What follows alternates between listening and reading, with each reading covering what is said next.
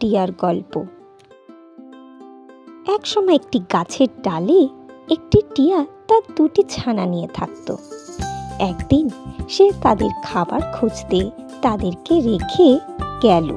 সে চলে যেতেই একটি শিকারী অনেকক্ষণ থেকে তাদের লক্ষ্য করছিল। শিকারীটি গাছে উঠে একটি টিয়াকে ধরতে পারলেও অপর ছোট্ট টিয়াটি সেখান থেকে লাফিয়ে পড়ে যায় এবং নিচে কিছুতেই তাকে শিকারীটি খুঁজে পায় না। তাই ওই একটি টিয়াকে নিয়েই সে চলে যায়। ওই রাস্তা দিয়েই একটি সাধু বাবা যাচ্ছিল। তার চোখে পড়ে ওই ছোট্ট টিয়াটি। সে তখনই তাকে নিয়ে তার আশ্রমে যায়। একটি টিয়া বড় হতে থাকে আশ্রমে, আরেকটি শিকারীর কাছে।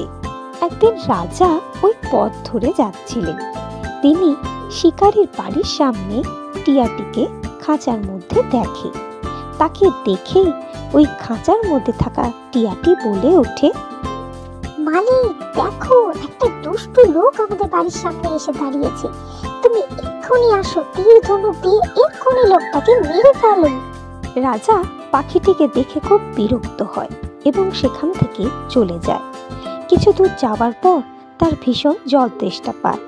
সে ঘোড়াটিকে রেখে সেখান থেকে নেমে দাঁড়ায় এবং লক্ষ্য করে সেখানে হুবহু আরেকটা টিয়া ওই খাঁচার মধ্যে রাখা, কিন্তু সেটি ছিল একটি আশ্রমে। রাজা ওই বদমাইশ টিয়াটা ভেবে সেখান থেকে চলে যাচ্ছিল। ঠিক সেই সময় ওই ভালো টিয়াটি বলে ওঠে, মহারাজ, স্বাগত, আপনাকে এখানে স্বাগত।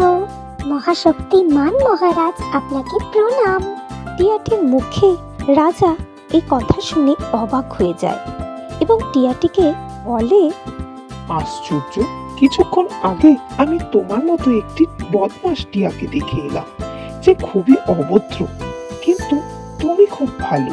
তখন ওই আশ্রমে থাকা টিয়াটি রাজাকে বলে, ও কি একটি শিকারীর বাড়িতে ছিল? তাহলে ও আমার যমজ ভাই। অনেকদিন আগে একটি শিকারী তাকে ধরে নিয়ে চলে যায়। আমাকে না ধরতে পারায় এক সাধু বাবা আমাকে এখানে নিয়ে এসেছে। আমি খুব ভালো আছি, কিন্তু ও শিকারীর হাতে পড়ায় ও বরং অভদ্র তৈরি হয়েছে। টিয়ার মুখে সমস্ত ঘটনাটা শোনার পর রাজা পুরোটা বুঝতে পারে। কথায় আছে, সৎসঙ্গই মানুষের চরিত্র গঠন করে। ভিডিওটি যদি আপনাদের ভালো লেগে থাকে তাহলে প্লিজ চ্যানেলটিকে সাবস্ক্রাইব করুন এবং লাইক, কমেন্ট, শেয়ার করতে ভুলবেন না। টাটা।